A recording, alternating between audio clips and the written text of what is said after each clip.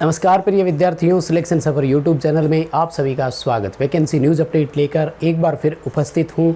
बड़ी शानदार वैकेंसी है और आईटीआई होल्डर्स को भी इसमें बहुत अच्छा मौका मिला है। तो अगर आप चाहें तो इसमें ट्रायल ले सकते हैं। हम पूरी डिटेल से आपके साथ चर्चा करेंगे। कितने पद है, पद की क्वालिफिकेशन क्या है, selection process, exam pattern, syllabus, कितने क्वेश्चन आते हैं, नेगेटिव मार्किंग है कि नहीं, इन सब पॉइंट्स पर चर्चा होगी। एज क्राइटेरिया क्या है, फॉर्म की फ़ीस कितनी है, तो ये सब पॉइंट आपके सामने रखेंगे। So complete point two point चर्चा होगी। आप वीडियो को पूरा लास्ट तक जरूर देखना। यदि चैनल से पहली बार जुड़े हैं तो सब्सक्राइब कर लीजिए। हम इसी तरह का अपडेट, कंटेंट और न्यूज़ नोटिफिकेशन इस चैनल पर आपको प्रोवाइड करवाते हैं। साथ ही डिस्क्रिप्शन में लिंक दिया गया है, हमारा टेलीग्राम ज्वाइन कीजिए। भर्तियों से संबंधित जब भी कोई अपडेट आता है तो सबसे पहले टेलीग्राम पर ही प्रोवाइड करवाते हैं। ये पूरा PDF नोटिफिकेशन भी आपको हमारे टेलीग्राम पर मिल जाएगा, तो आप टेलीग्राम से इस PDF नोटिफिकेशन को लेकर के पूरा नोटिफिकेशन आराम से पढ़ सकते हैं।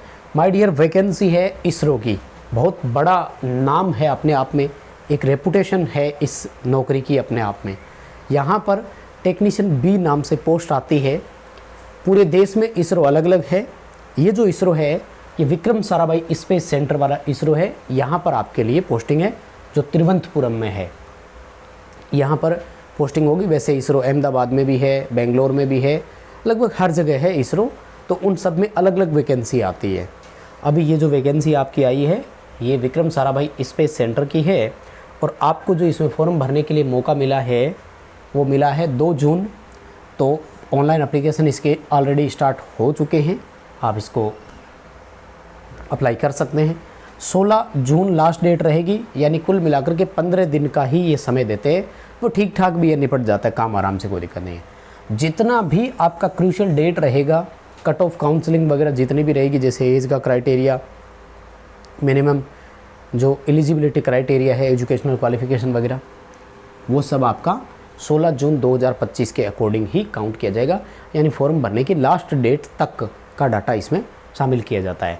अब मेरी रिक्वेस्ट अगर आपसे ये है कि अगर आप फॉर्म भरने के इच्छुक है तो आज ही अप्लाई कर दें, क्योंकि रिसेंटली NMDC में जो वैकेंसी आई थी उसका एक इंसिडेंस हुआ और उससे पहले एक वैकेंसी में और इंसिडेंस हुआ, पेमेंट फेलियर वाला। क्योंकि आजकल ज़्यादातर हम लोग UPI का इस्तेमाल करते हैं, मोस्टली UPI थर्ड पार्टी के होते हैं। तो अगर ट्रांजैक्शन फेल हो जाता है किसी भी कारणवश, और टेक्निकल एरर, टेक्निकल इश्यूज़ आते रहते हैं, किसी भी कारणवश से अगर ट्रांजैक्शन फेल हो जाता है तो 48 आवर्स लगते हैं उस ट्रांजैक्शन को पूरी तरह से क्लियर होने में। पेमेंट सक्सेस हुआ या नहीं हुआ, आपके अकाउंट में रिफ़ंड हुआ, ये सब क्लियर होने में 48 आवर लगते हैं। और इसमें भी बिजनेस डेज काउंट है। अगर कोई छुट्टी आ गई तो वो दिन और चला गया। अगर आप लास्ट डेट में भरते हैं और बाई चांस पेमेंट फेल हो गया और फिर वो आपके अकाउंट में वापस आ जाती है तो आप भर्ती से बाहर हो सकते हैं। इसलिए अगर फॉर्म अप्लाई करना है तो मेरी रिक्वेस्ट है कि आप समय रहते ही अप्लाई करें, ठीक है। वैसे पदों की संख्या और उस पर हम आपको पहले ही डिटेल से दे चुके हैं। जो हमारा मेन चैनल है VK नॉलेज इलेक्ट्रिकल, उस पर हम पूरी विस्तार से आपको इसकी वीडियो जो है वो शॉर्ट नोटिफिकेशन आया उस दिन रहती थी, तो कोई डाटा में चेंजेस नहीं हुआ है। उसमें एक जानकारी रह गई थी, वो एज की थी, तो यहाँ बात कर लेंगे। फिटर टेक्नीशियन 20 सीटें हैं टोटल, अनरिजर्व की 9, OBC की 6, SC की 4, EWS की 1, ठीक है ना। क्या क्वालिफिकेशन मांगी है? 10th पास होनी चाहिए और ITI होनी चाहिए फिटर ट्रेड में। ITI नहीं है और डायरेक्ट अप्रेंटिसशिप की हुई है तो वो भी चलेगा। NCL का नाम सुना है, जिसमें अभी वैकेंसी आई हुई है, वो डायरेक्ट 10वीं बेस पे अप्रेंटिसशिप करवाते हैं आपको। तो अगर किसी ने बिना ITI की अप्रेंटिसशिप की हुई है तो वो भी इनको यहाँ एलिजिबल है, इनको चाहिए, वो बच्चा भी भर सकेगा। इलेक्ट्रॉनिक मैकेनिक वालों की 11 सीटें हैं, अनरिजर्व की 4, OBC की 4, SC की 1 और EWS की 2 सीटें हैं। वही सेम 10th प्लस ITI हो, इलेक्ट्रॉनिक मैकेनिक्स हैं। और अगर इलेक्ट्रीशियन वालों की मैं बात करूं तो चलो पहले टर्नर की बता देता हूं। तो टर्नर की 6 सीटें हैं और वही टर्नर में ITI होना चाहिए। मशीनिस्ट की 5 सीटें हैं और इलेक्ट्रीशियन वालों की भी 5 सीटें हैं। 3 अनरिजर्व की है, 1 OBC की है, 1 ST की है। SC और EWS वाले बच्चों को अनरिजर्व ही फाइट करना पड़ेगा, यानी 3 सीट मान सकते हो। अगर OBC से हो तो 4 सीट मानते हुए अप्लाई जो है वो आप कर सकते हो। ठीक क्राइटेरिया सिंपल सा भाई, 10th पास हो और इलेक्ट्रीशियन ट्रेड में ITI हो। इलेक्ट्रोप्लेटर की 3 सीटें हैं, इलेक्ट्रोप्लेटर ट्रेड में आपका ITI हो।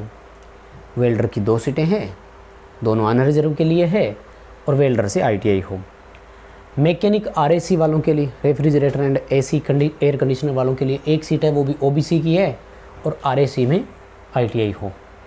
मोटर मैकेनिक और मैकेनिक डीजल की 1 सीट है अनरिजर्व के लिए और मोटर मैकेनिक या डीजल मैकेनिक में आपका ITI हो। फोटोग्राफी की 1 है, कारपेंटर की भी 1 सीट है। उसके बाद में है ड्राफ्टमैन मैकेनिकल की, तो 7 सीटें हैं और ड्राफ्टमैन मैकेनिकल में आपकी ITI की हुई हो तो यहाँ पर आप भी भर सकते हैं। उसके बाद में फार्मासिस्ट की है और फार्मासिस्ट की जो है उसके लिए आपको चाहिए फार्मेसी में डिप्लोमा किया हुआ, ठीक है। टेक्नीशियन वालों का ग्रेड और उस पर मैं पहले भी चर्चा कर चुका हूँ, एक बार और बता देता हूँ। केंद्र सरकार के लेवल 3 में रखते हैं, जहाँ आपका पहला बेसिक 21,700 होता है और इसमें आपको dearness allowance plus HRA house rent allowance और ऑल अदर बेनिफिट जितने भी होते हैं वो सारे मिलते हैं। माय डियर, ITI वालों के लिए 21,700 पहली बेसिक बहुत मायने रखती है, बहुत ज़्यादा मायने रखती है। आप लोको पायलट के पीछे इतने हाथ धोकर पड़े हुए हैं, 19,900 है उसकी भी पहली बेसिक। उस बेसिक से इस बेसिक में आने पर 2 AGI लेने पड़ते हैं आपको, यानी 2 साल की नौकरी करने के बाद आप यहाँ से यहाँ पहुँचते हैं। ठीक है, मान लिया वो एक नौकरी का लेवल अलग है, लेकिन उस नौकरी की सिलेक्शन प्रोसेस देखो और इस नौकरी की सिलेक्शन प्रोसेस देखो, कितना ईजी और अंतर है दोनों में। अब वैसे तो आसान नहीं है, सीटों की संख्या भी कम है और अपने आप में कोई भी चीज़ आसान नहीं होती, लेकिन मेरे कहने का मतलब है कि यहाँ पर रिटन एग्ज़ाम है CBT और उसके बाद में जो है आपका स्किल टेस्ट होगा, बस और कुछ नहीं करना आपको। लेकिन वहाँ पर तो CBT 1, CBT 2, psycho, medical, DV, ये वो, और टेक्नीशियन को 37,000 रुपये के आसपास अप्रोक्सीमेट सैलरी बनती है माय डियर, ठीक है ना। आ जाओ सिलेक्शन प्रोसेस पे एक नज़र डालते हैं। सबसे ज़रूरी चीज़ वही है, वैसे तो ये हमने आज ही टेलीग्राम पर डलवा दिया था क्योंकि इसकी ज़्यादा ज़रूरत पड़ती है, तो बाद में मुझे नहीं लगता कि फुल नोटिफिकेशन की ज़रूरत होती है। सिलेक्शन प्रोसेस में क्या रहेगा, वही चीज़ है जो मैं पहले आपको बता चुका हूँ। 90 मिनट का समय, 80 क्वेश्चन पूरी तरह से आपकी ट्रेड बेस रहेंगे। 4 क्वेश्चन अगर आएंगे तो मैथ के आ सकते हैं, बाकी वही रहेंगे। और इसके लिए आपको माय डियर हमारी ये बुक ऑर्डर ज़रूर करनी चाहिए। आपकी अपनी, हमारे अपने क्वेश्चन इसमें बनाए हुए हैं, लिंक डिस्क्रिप्शन में दिया गया है, पहले आप डेमो देख सकते हैं। और इलेक्ट्रीशियन ट्रेड स्पेशल की मैं बात कर रहा हूँ, सभी कॉम्पिटिटिव एग्जाम्स के लिए, खास तौर से इसरो के लेटेस्ट एग्जाम पैटर्न को ध्यान में रखते हुए हमने ये बुक आपके लिए तैयार की है, तो आप इसे ज़रूर मंगवाइएगा। पहले डेमो देख लो, ऐप में डेमो इसका दिया हुआ है, तो ट्रेड के आपके जो क्वेश्चन आएंगे वो सारे आपको इसमें से मिल जाएंगे। ध्यान से देखिएगा, यहाँ पर 1/3 नेगेटिव मार्किंग है, इसको पूरा ध्यान में रखना है, ठीक है ना। और 80 क्वेश्चन 90 मिनट में, ठीक ठाक समय है, कोई प्रॉब्लम नहीं है, हल हो जाएगा। मिनिमम पास मार्किंग भी दिया है, वो कोई ज़्यादा अपन को ज़रूरत नहीं है।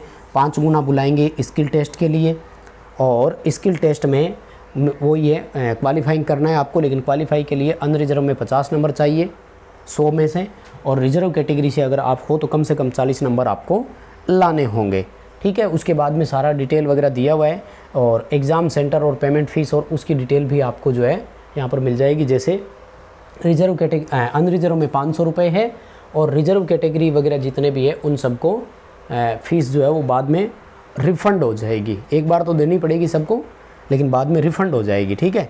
और ये एग्ज़ाम सिटी है, आप यहाँ पर देख रहे हैं, लगभग हर स्टेट में जो है वो एग्ज़ाम सिटी आपको देखने को मिल जाएगी। तो पूरा PDF नोटिफिकेशन हमारे टेलीग्राम पर है, टेलीग्राम से नोटिफिकेशन ले लेना, आराम से पूरा नोटिफिकेशन पढ़िएगा। चैनल को सब्सक्राइब ज़रूर करना, वीडियो लाइक करके अपने दोस्तों तक पहुँचा दीजिए। बहुत धन्यवाद।